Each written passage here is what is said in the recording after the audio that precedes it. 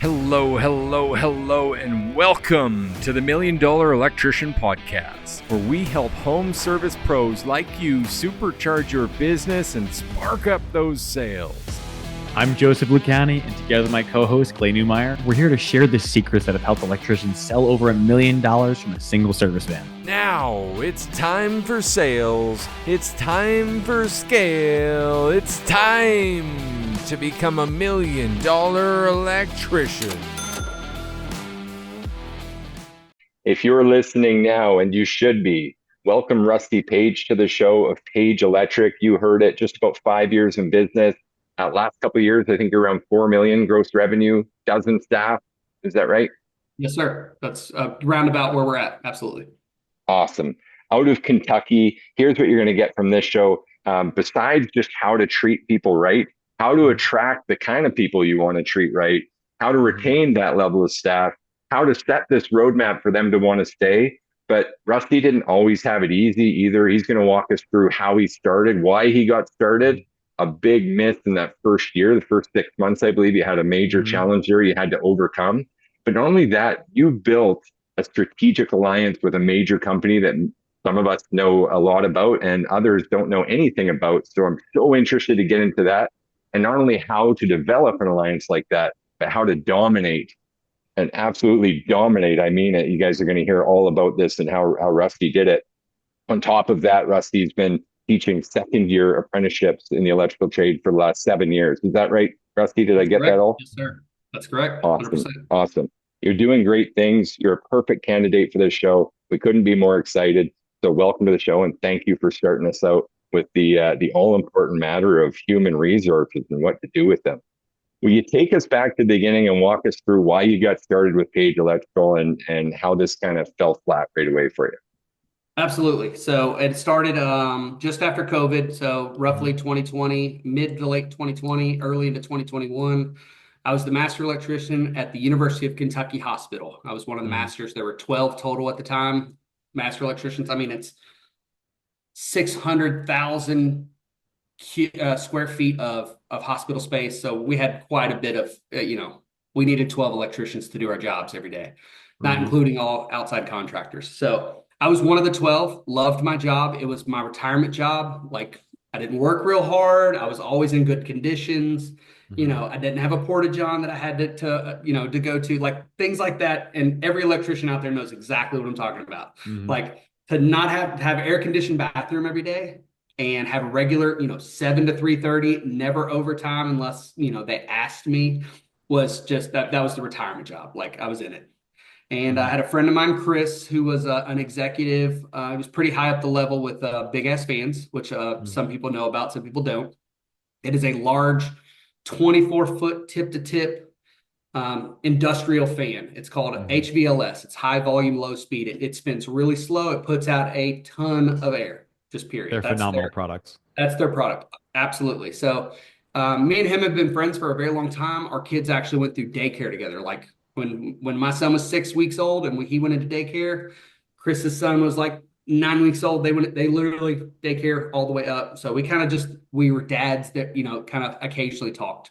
And we bonded and I did some electrical work for him and things like that. And he came to me one day. I'm a master electrician at the time at the University of Kentucky. And he came to me and he says, "Hey, I really need you to start your own company."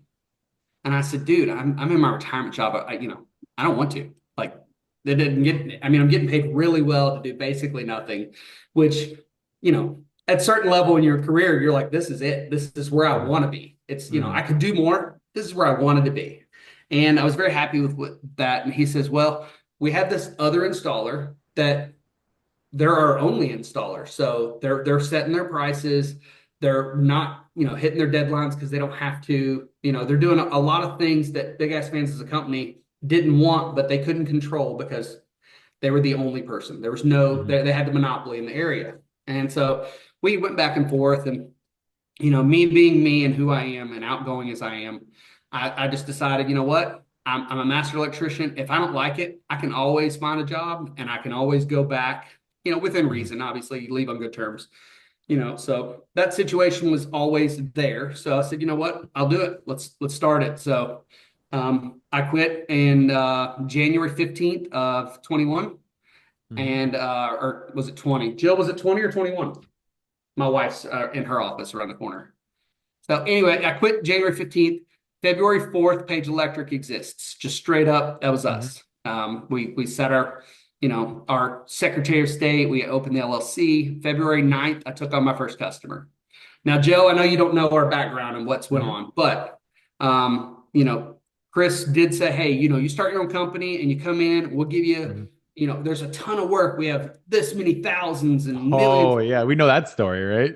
Right? We've all heard that one. So, hmm which is fine. It's not like I didn't trust him or anything, but I went through the process. And for the first 6 months of owning my own company, I got zero big ass fan jobs, zero. So Man. from February 9th, which is the first day I went out and just did side, I used to call it side work. It was just work at that point, but a couple service calls here and there in the neighborhood, things like that. And yeah, for 6 months, August of that year, I got my first big ass fan job. And so between February and August, I had to learn to run a company. I had to learn to market. I had to learn to pay bills. I had to learn to pay myself. I had to still have the same lifestyle that I had when I worked at UK, and the check just showed up in my bank account. I showed up, I go to work, I run a little pipe, pull a little wire, whatever it is, boom, paycheck. Now I had to do all that, just straight grassroots. And that was challenging. The only positive that I had going into it that a lot of people that want to start a business, they can't get over the fear. I never had the fear just because that's just not who I am. The fear was never really there. My wife asked me, hey, how are we going to do the pay? I said, I'll pay myself exactly what I made at UK. If it doesn't work, I'll figure it out. I'll go get another job, whatever it is. But I never took another penny more than I made before I started the company. So that was pretty important on how I'm going to reinvest into the company. But when it came through, when I worked at UK, I had a bunch of neighbors and side jobs. I never did them, but what I would do is I'd call my other electrician friends that were all single, that had a new family or needed that extra money, and I'd say, hey, Ronnie or Travis or Jason or whoever, hey, I got this customer that needs this done. Do you want to do the work? And they were all like, absolutely, send me all the work. And I had a little deal with those guys that I would send them jobs. Big or small, it didn't really matter. It was a side job. They would give me $75 as like a referral fee, and they would just charge the customer whatever they saw fit, whatever they saw fair. From that $75 on was all theirs. So it didn't affect me. It's a solid deal. But the customers were calling me because I was the contact. So when I started the company, now these customers are still calling me. The only difference is I'm not giving it to Travis and Ronnie and those guys. It was just, that was my work orders at those guys. So it wasn't horrible getting started. But those neighborhood, I don't know, do y'all have next door, the next door? Yep. Yeah, that's not something I want to pursue, but yeah. So yeah, exactly. But when you're starting, You put do your name in next door, put your name on a Facebook page. That's all it takes. And everybody's got that GFI on the front porch that doesn't work. Everybody's got the ceiling fan needs changed. Everybody's got the laundry room light that needs changed. That's how I started, straight up. And I was very simple, and I was very honest with every single customer. It was, here's what I charge. Here's how long it should take me. If it takes me more, it'll cost you this, period.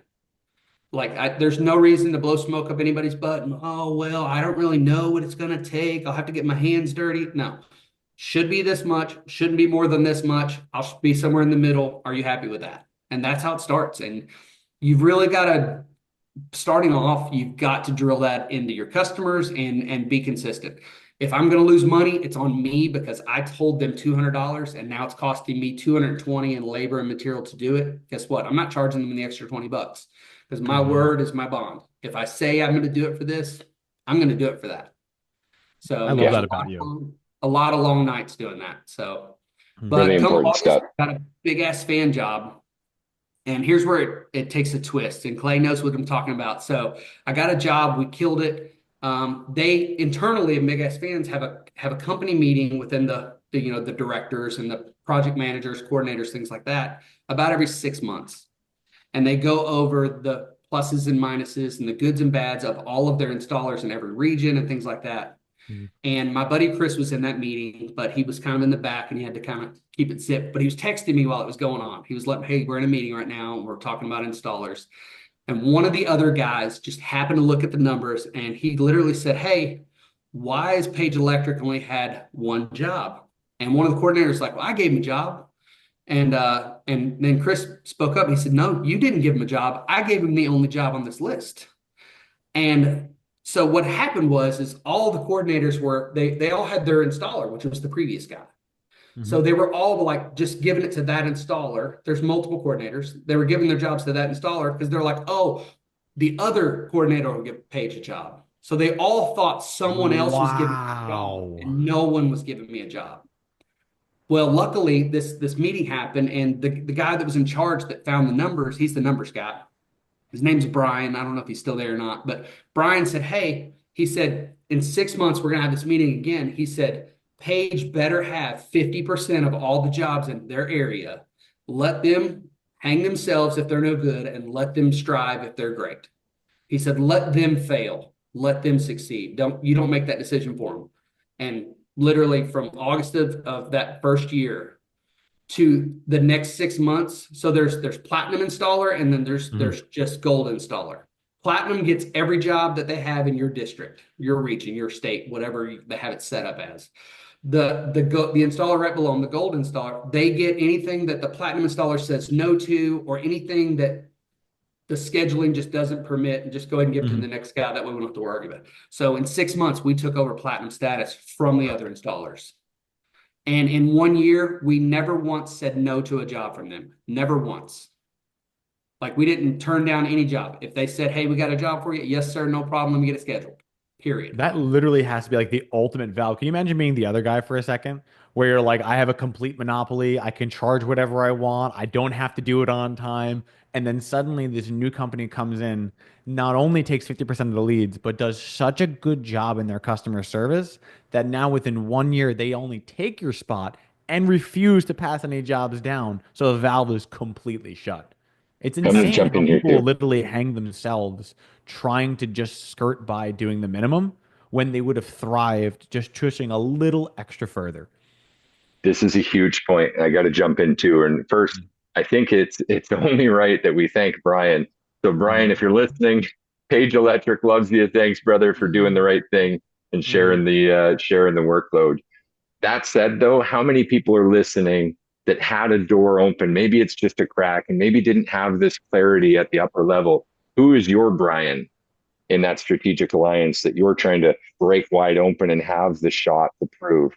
But also the other side of this is the fact that, like Joe touched on, and I'm going to hit it again, you did not act in complacency on that either. You took Mhm. full advantage by showing up. And there's a deeper truth here that is just understanding what your counterpart in this arrangement requires. What is their weakness? How do you improve so that it's a mutual benefit? Mhm. And I think we'll continue going down this path and understanding just how big of a benefit that's become to you guys.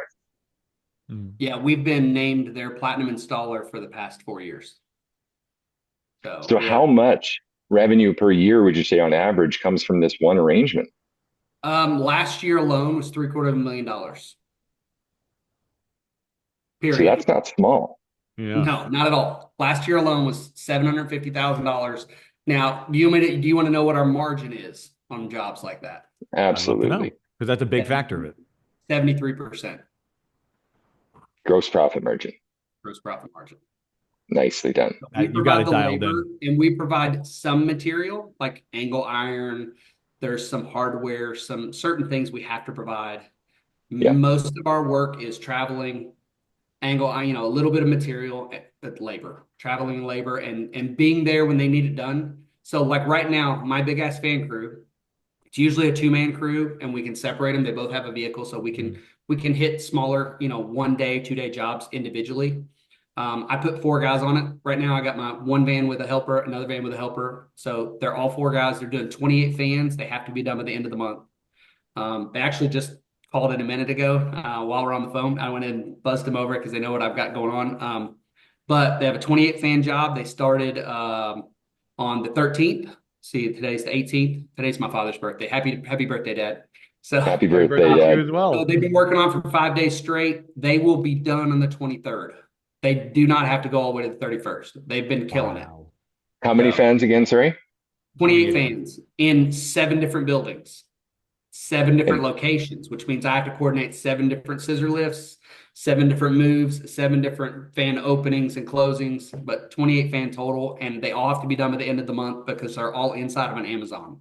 So Now, these are all Amazon jobs. would you mind if I ask you a question on that? Because I think that's actually something that a lot of people would want to know as far as like the Absolutely. technical aspect. I actually really enjoyed installing big ass fans because they are a phenomenally built product.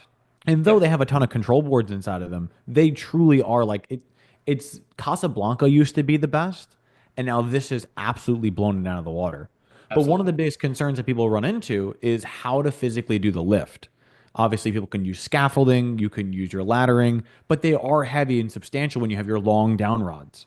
Yep. So, have you invested in interior scissor lifts that can be mobilized in the home? Not in a home. We have a Okay. 21 foot, it's a little giant skyscraper that we Okay. use for any big ass fans that are Essence or below.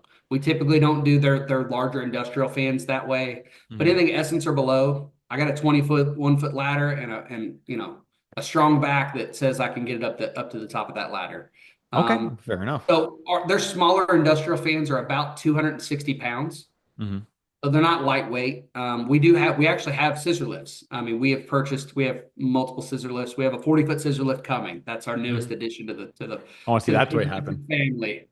So, and have you ever heard of Linux or Rhino lining, Linux, No. that kind of like Yeah, I yeah, mean, the bed I've used, liner you I've put in used your Rhino truck? boarding for floors. Is that what you're meaning? No, like the bed liner you put in your truck that has that texture. Oh, yeah. Okay. Yeah. I use So when vans. I we didn't have a bought our truck. last scissor lift, I actually took it to the Linex place and actually got Mhm. the whole thing covered in Linex, like because like it's mine now. I don't have to have all the stickers and the high vis and the United rental or Sunbelt rental. I don't have to have those anymore. It's my scissor lift. I made it my own. So we roll in there and it's just that's another thing that it catches their eye. Oh, that's a scissor lift I haven't seen. And they start looking at it, then they see Paige, and then, yet again, living rent free. It's just one of those Mhm. things again. I want to So call attention to another thing because we touched on it, but I don't want to breeze past this. People need to hear this and really understand. We talk about gross profit margin in residential service. A lot of the best performers are 60, 65%, really earning that.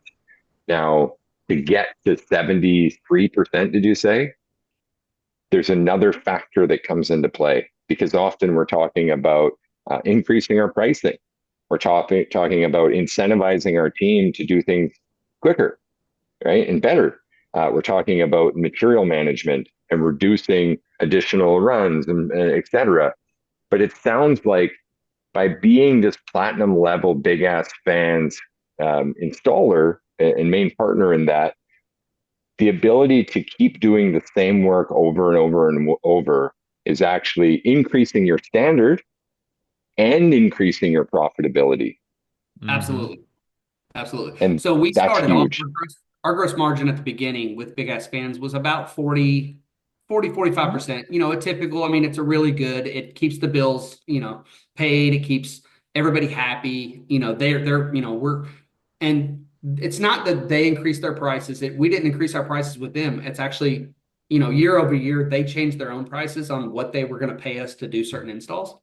So actually, it's our guys being more efficient and me providing the tools that I know that they're going to need. Because I mean, I'm certified too. No joke. I will get up in a scissor lift. I will get hands dirty every day of the week. That's another thing is I'm not just an owner of a company. I don't just sit in front of a computer. I'm out in the field every single day. I was in the field working on vans this morning, uninstalling ladder racks and reinstalling ladder racks on, changing from one van to another. But I'll get up there and I know what it takes to do the job. I know what it takes to make the job more efficient, just like they do. And we have a meeting, about every 3 weeks. We have small meetings within the company. It'll be me and two guys, me and three guys, me and four guys, and they're different sectors.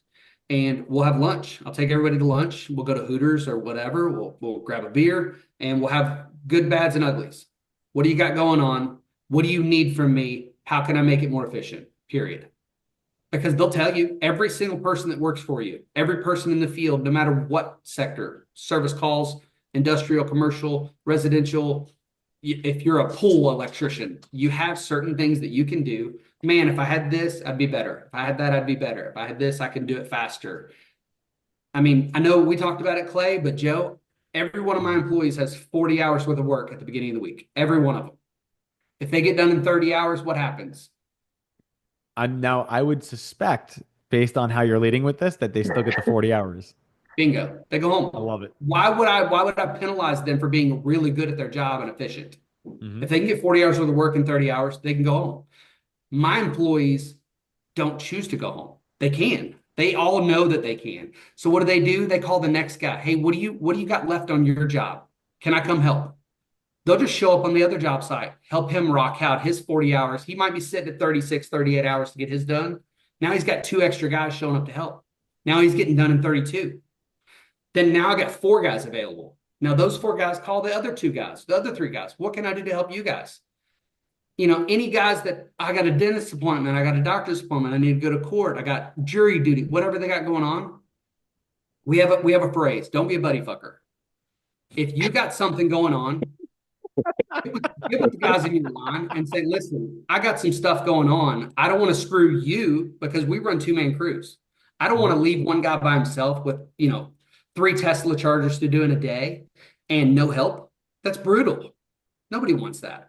So we tell it, like, if you got something going on, be just out and honest with it. You got something going on. How can I help? How can I transfer a guy over to help you? How can I go in the field and help them? Period. So I'm part of a swing I guy. hope Go ahead, Clay. I hope that term goes viral. And I It hope should. that many, many electricians use that. Hey, listen, I thought about, no joke. This is an embroidery shirt. I thought about getting my Page Electric logo screen printed on the back, but don't be a buddy fucker. Just straight up. Yeah. Like, why not? That's more If subliminal. nothing reminds else, me- you would definitely turn heads. I give you that. That'd be cool standing behind you in the supply house and being Yeah. like, I got to talk to this guy. I don't know what about, but I got to talk to this guy about something.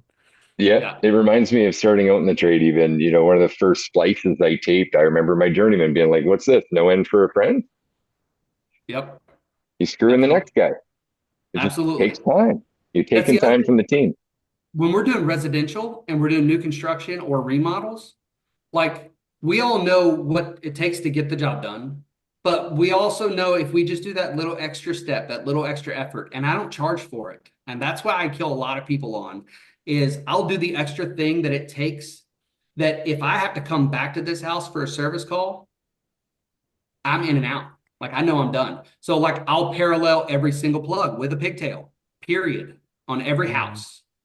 Because if I come back and that plug's not working, I'm changing a plug. It's a $125 service fee. I'm out the door. I'm 10 minutes, $125. I'm gone. You're not Versus finding it- the localized which one is daisy chained, which one's not, and Absolutely. which If one has a that's loose series and neutral. they're Yeah. stabbed in like the little, I don't know who teaches this because I drill into all of my apprentices that I teach. If you stab in a wire and I see you, it's over. Like, there's no reason to stab in a wire ever. There's occasionally a reason to stab in a wire, but you better be stabbing it into a lever lock Wago and extending that wire. That's it. Like, so pigtail everything, because now if that plug is bad, it's the plug. Change the plug. Go on with your day. You're done. Instead of having to be like, oh, well, this plug's bad. Well, it's because it was in a closet 3 rooms over because they seriesed everything. It's very simple to prevent things from happening. And we do that on every job, every time. That's training. The thing that really stands out as well is we're going into it from an efficiency standpoint, but I like to look at things as well from the customer service standpoint. Because really, when you're serving at a higher level, you justify the premiums you're charging. Absolutely. And the thing that stands out in what you're doing is all the electricians that are listening to this all know the team that daisy chains. Like, we've all seen it. We've all experienced it. We all know we're supposed to parallel it. But if you really soul search, how often are you truly paralleling every single circuit you run or every outlet you're connecting? And the fact that you're doing it for all of them is very impressive, and it shows the standard to the level of service you're trying to provide, because that is not an easy thing to do, because it does take a little extra time. But just like the service loop, it's a little bit extra for the future serviceability. It takes extra time. It takes a little bit of extra material.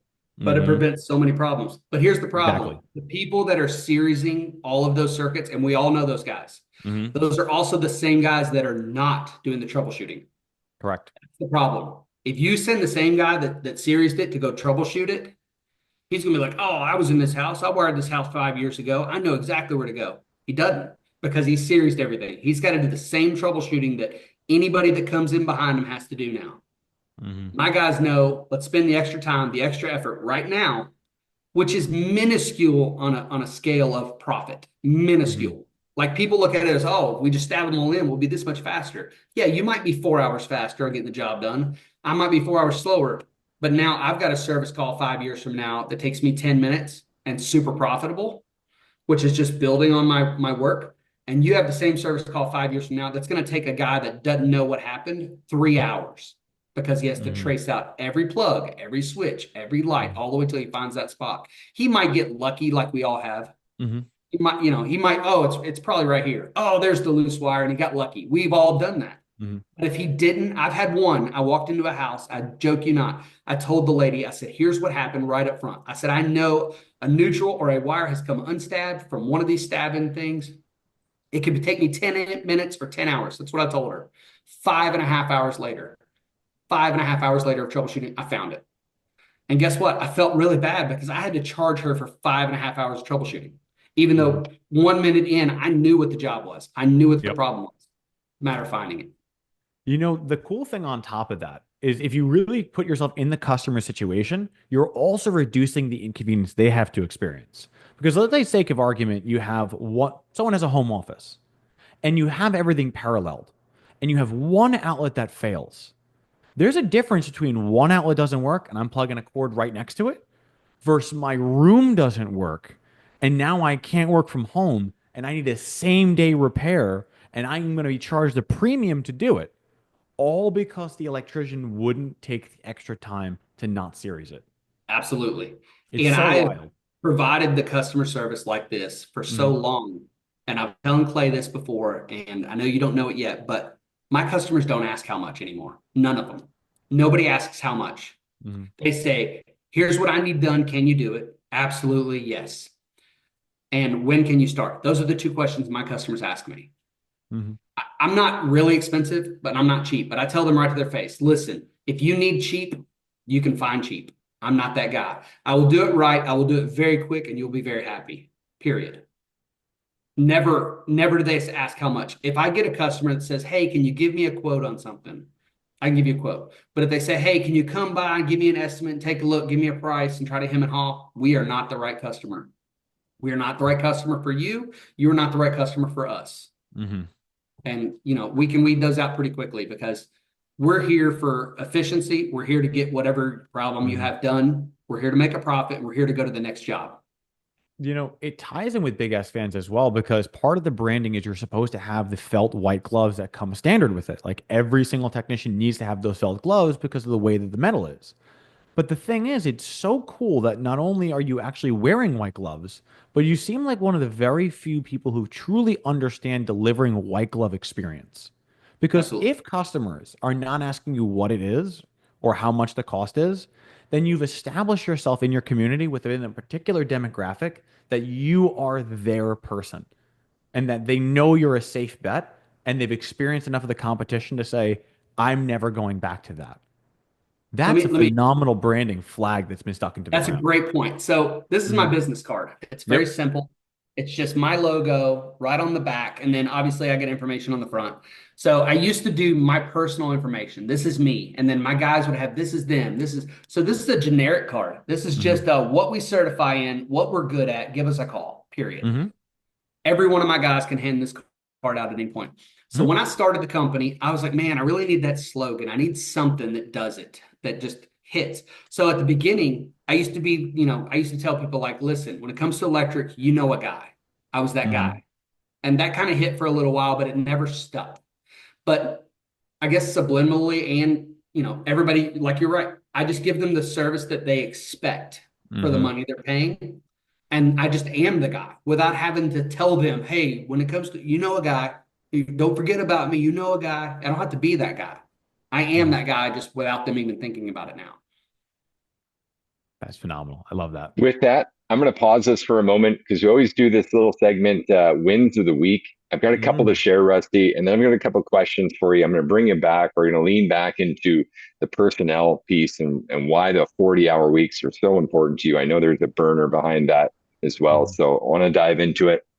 We got two of our OGs to discuss this week. Dorian, I believe this one's just yesterday. He said in our wins chat, just landed another job for $22K and a bronze for $4K. I received that at 5:44 a.m. my time, so that might be about 8 a.m. Dorian's time. Good looking day, and just congratulations to him. Dorian prefers to and still sells all of his jobs himself and has the team in the background helping him with that. So really good job on that one, Dorian. Congrats. And actually, this one is from today, this morning. Another OG of ours, Dan Totten, one of our gold level clients. One of his sales techs sold 67K before noon and has two more calls to go. He did a 57K full home rewire with service replacement and a 10K portable gen setup. Now, I'll remind you guys, those are big wins, but every one of those that we share every time is typically accompanied by 6 or 5 other options that the customer chose the one that we're sharing, always premium, mid-range, and economy. For those reasons, we just help people buy. There's never sales pressure in that. So those guys truly deserve a round of applause for just showing up for their customers and being a premium provider. Back to it. My little infomercial is done here to pump some people up with some evidence, but the 40-hour weeks, there's two parts of this. One is, why is that important to you? And two is, how the hell do I get my team to choose not going home early, but rather to go help the rest of the team go home a bit earlier rather than take the full 10 hours for myself? Well, it's just company culture. It's just a culture that we've personally built is, I have the guys that I have, because I can't necessarily pay more. I don't necessarily have the better benefits than other companies. I have competition. All the competition know me just like I know them. Guess what? I used to work for them too. So, and I teach their apprentices. So it's not like, I haven't picked the cream of the crop. People come to work for me because of our culture. They know, hey, I got 40 hours worth of work. I could go home at 32. They're the ones actually choosing not to. But at the same time, if my guy goes home at 32, there's not one person that's going to criticize him for it. There's not one guy that's going to be like, oh, well, why didn't you come help me? Because guess what? That guy has 40 hours of work. If it takes him 40 hours, it's no different than working for anybody else in any other trade in any other company. Except this 40 time hours, that's just how we set it up, 8 hours a day, 5 days a week. That's 40 hours. So my guys. So why did, go ahead. Sorry, I was just going to ask then. So why do you think people want to work for Page Electric then? For that reason, so one of my guys actually told me, he said, I like working for you because it feels like I work for myself. I'm not micromanaging. I'm not choking him down on, why are you not doing this? Why are you not doing that? I expect a certain level of expertise, a certain level of customer service that he needs to provide that is the Page Electric way. It's not specifically me. It's just what's right. It's what's right to the customer. It's what's right to the and those are the guys that may have, not everybody's a customer front person. They're not, not everybody can articulate what the customer needs to hear or say. They know how to do the electric, but they may not be able to explain to the customer, here's why it was broken. Here's why I fixed it. Here's why it won't break again. Not everybody can do that. And that's okay. But my guys know that, give that top tier level of customer service because it's their next door neighbor that's going to call us next week that pays our bills. It's their grandma. It's their sister. It's every referral that they're going to give me is the reason we do that to you now. You're getting the best customer service because this is one of my favorite things that I do. This is crucial. So when I have a repeat customer, and I have lots of them, I tell them straight up, hey, no problem. I'll take care of you. I will give you the repeat offender rate. And I call that customer to their face a repeat offender. And not one time has that ever backfired. I'm not going to say that it won't in the future, but they love it. That's one of those things they eat up. It's oh, I'm the repeat offender. Now, I'm not going to lie to you. I don't give anybody a discount. I give military personnel a discount because I am a military veteran. Half of my employees are military veterans. The other half are felons. That's a joke. Some of them are, some of them aren't. I don't really care. Guess what? Half of us got caught at something, half of us didn't. That's just the way Mhm. life is. We all have the same go-getter characteristics. I don't care what your background is. Are you good at what you do? Can you serve the way I need served? Can you execute the way we need to execute it? You're hired. Period. I don't care what That kind of is background you phenomenal. came from. I want to know what you can do now. You So, know, I truly wish that that mindset was more present in the States as well. You know, and I really feel like that would help a very large underserved community because once again, felons are not animals. They're people who just had a situation that happened to them. You know what I mean?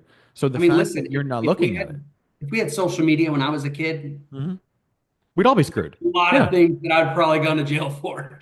So, Hmm. I mean, that's everybody. That's you. That's Clay. All of us Hmm. have done something that we're like, whoop, glad we didn't get caught doing that. Whatever it is, Hmm. even if it was stupid.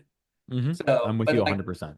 And I and really there's just want to say I personally respect you for what you're doing. It's really important.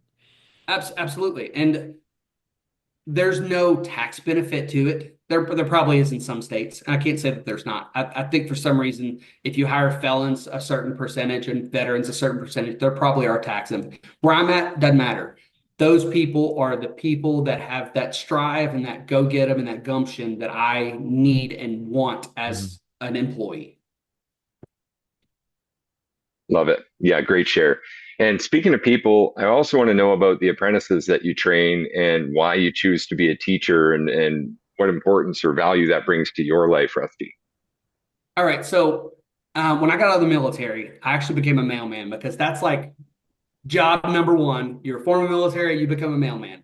Loved that job. Phenomenal job. But I talked to my wife and I'm like, I don't really know what I want to do. I didn't have aspirations beyond, delivering the mail.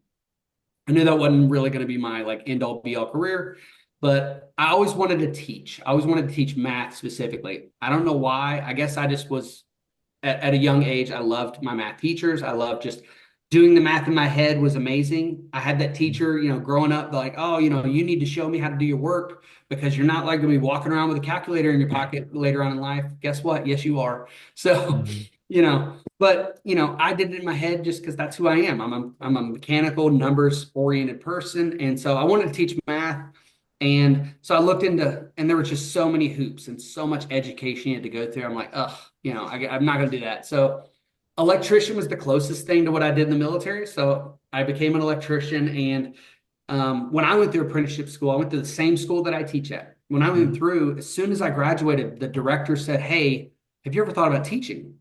Because I'm a teaching journeyman. Everybody knows Mhm. a teaching journeyman versus just a journeyman. I worked for a guy named Mike Smith, which is the most generic name, so it could be any Mike Smith. Mhm. But he was Scatterbrain Smith. He would start here and jump to there and jump to here, and he would never tell me why he's doing what he's doing. So as an apprentice, that was brutal. I had to think, all right, why I couldn't, hey, Mike, why are you doing that? Because I am. There was never, I never learned from Mike. I had to teach myself by watching him do, which is Mhm. the worst way to learn. So when I was coming up, I always told myself, man, if I ever have my own apprentice, I'm going to make sure they know why I'm doing what I'm doing. I'm going to show them, here's why I'm doing it. Here's the easier way. Here's what I found to make hard. Don't make this mistake because that's how you should be taught. If you're in a trade, you should be Mhm. taught, don't do this. Don't cut this wire. Well, why don't cut that wire? Well, I told you not to. I want to know, don't cut that wire because you'll jack up this piece or this piece of equipment, or you could cause a short. I want to know why. Mhm. And so I've always been, ever since coming into the trade, I've been a teaching journeyman and, a teaching apprentice. I was an apprentice who taught other people, this is what I saw, here's what I found. And when I was given the opportunity to come to the school, I said, hey, I'm not a master. I was a licensed journeyman finishing my third year. In Kentucky, you Mhm. can take your journeyman test early. My last day of third year of apprenticeship school, I passed my journeyman test. So fourth year of apprenticeship school was a breeze. I just had to show up, but I'm not that guy either. So going through fourth year, our fourth year instructor, his mom was dying. And so he needed all the help he could get to get all the other guys on board in class to learn the material, to cumulatively go over what we needed to do to pass that curriculum and make sure. And I was that guy. It was a natural inclination to me to step up, help out. Oh, let's look at this. And so when they asked me to teach, I didn't drop. I didn't even hesitate. I talked to the wife. I said, hey, they asked me to teach. What do you think? And we, decide, hey, yeah, absolutely. And I didn't know I was good at it. I didn't know I would enjoy it. I didn't know that that really, and I tell my director now, we have a different director from when I was taught. I said, listen, I would do this for free. You all pay me a ton of money. Don't get me wrong. I like the money, but I would teach for free. Like if I ever just like sold the company and just had millions of dollars and I'd still teach. As long as my wife was okay with it, I would still teach. Because the second you have an apprentice that you've been teaching for 3 or 4 months, that doesn't even work for me, that doesn't have any of my, they don't have any background on me, and you see them get it, and you see that light bulb go off when you ask that code question or that requirement of whatever we're talking about, when you see it, that's worth it right then. That's the second that I got paid. That light bulb hits on that apprentice that everybody has the apprentice that they're like, man, is this kid, is he even getting it? Is he just dumb? Like, what's going on? And then they get it. And then the next question, they get it. You're like, it's over. Like that kid has just moved from, I don't know what I want to do with my life to a career. Right then, he literally, you could watch him jump. This is now a career because now he gets it. It's no longer a job that he got or his buddy got for him or the guy at church said, hey, come be an electrician. It's not a job anymore. It's now a career. I love that. I love that. Yeah. Good share. Good share. And you're in the right place, Rusty. So thank you. Personally, I want to thank you. I know for what we represent is growth in this trade, specifically for electricians, by electricians, and you certainly are in the right place and well represented here, brother. So thank you for that. It brings a couple other questions, but ultimately, I've got a hard one for you now. I'm going to make you think. If you could go back 5 years, 4 years, and give yourself a message in the first 6 months, you got 3 keys you could give yourself. What would they be? What would you accelerate? What would you get rid of? What would you change? This is a great, let me start with what I say. And I say this to my apprentices that I teach all the time. Know your value and know your worth. Period. Because a customer is not calling you to their house to help fix something. Because if they did that, they would already try to fix it. They're calling you to their house because you have the knowledge to fix it. That doesn't mean you're like, oh, it's my neighbor. I'm going to do it for $20. No, your neighbor is the same $125 that the guy that you've never known is $125, that your father is $125. They're all the same price. Because that's what my worth is to you, to my neighbor, to my father. Because if I didn't charge them that's because they could do it. I mean, if they could do it, they wouldn't have to call me, right? So the best advice I ever got was actually from a customer. We were riding from one of his job sites over to where we had parked, they were just different buildings. And I said, man, we've known each other for years. I said, dude, I was already in the neighborhood. I've already finished my work for the day. I've gotten enough that I don't need to charge you for this. He's like, listen, if I call you to my house, I expect to pay you $100, period. No matter if you're there for 1 minute or 1 hour, my brain tells me as a customer, $100. That's the best advice I'd ever gotten because I was really early and I was charging, I think I was $60 service fee and $60 an hour. So it was $120 was roughly what the average, just quick service call, less than an hour would have been. It's $120. And for him, I was like, man, $75, and he's like, I'm giving you $100 because I expected before you showed up to pay you $100. He said, and if it turned into $200, then so be it. And to see that from the customer side as a business owner, it changed everything. And even to this day, like I said, I tell my apprentices, know what you're worth because they're like, you get those customers like, oh, if you do this for a good price, I've got all of this work up ahead. Sure you do. But until you hire me for that, you're not getting a special price today. And I have builders that tell me, hey, I've got 7 houses for you. Awesome. Every 7 houses will cost you X amount of dollars, period. You're not getting bulk rate. I'm not that guy. If you want it done right, you want it done fast, and you want no problems in the whole process, and call me if you have a question, I'm that guy. You're paying for my customer service. You're not paying for just my abilities. Mm-hmm. Really I love powerful. that. Sounds like a That's strong message. And in 2025, about to happen here, right? We're approaching Christmas and New Year's. Like $100 even won't fill the van. no, Nope. You can't cover your burdens for the hour with $100. So we really no. have to check that pricing in our approach to these service calls. And I think that's great advice, Rusty. What other advice, as we're running out of time here, just for the end of this, what other advice do you have for electricians listening to this today to improve, to follow in your footsteps, to better their business? So, I mean, honestly, communication is number one. I had customers when I first started that I would answer the phone. Hey, Page Electric, how can I help you? Hey, Rusty Page, Page Electric, what can I do for you? And so many customers early on were like, oh my God, you answered the phone, or oh my God, you called me back, or oh my God, you're going to be the person, like you showed up to do the work. Absolutely. Communication has been Mm-hmm. 95% of all of my business. A customer doesn't care if you can't get to them for 3 months or 3 weeks or a month. They don't care. All that they need to know is I have an electrician coming. They're going to take care of it. 3 weeks from today, he told me he'll be here 2 weeks from today on Wednesday, period. He's going to be here. He's going to be here. The communication has been, if you can communicate with every customer, like I said, they don't care. I tell customers right now, hey, listen, we're 3 weeks to a month out. You need a ceiling fan done, we're 3 weeks to a month out. That's how booked up we are. And they don't care. They're like, absolutely, put me on the list. And the customers that say, all right, well, I'll call back in 3 weeks. Guess what? 3 weeks from now, we're 6 weeks out from today's date now. Mm-hmm. And a couple customers have learned the hard way. But communication is what I can tell anybody and everybody. If you answer the phone, you return that phone call, you return that text, you return that email, you're going to get the business. Really good. I appreciate that. Joe, any more questions for Rusty on this one? I mean, really, what I've learned from Rusty is just you need to serve at the highest level. And I'm so impressed and really honored that you'd be willing to join us and share these kind of knowledge. I don't have any more questions. I just want to say, if nothing else, I truly respect what you're bringing to the industry because it's not just the knowledge, it's not just the skills, it's not just the culture, it's the why you do it. And I think that's the most important part of all of this. Because if you can follow and execute on that level of a why, there is no future that's not attainable for you. Absolutely. And I'm very impressed with everything you've done. You have my respect. Thank you. If someone Appreciate it. wants to learn more about you, Rusty, or reach out, do you invite that contact?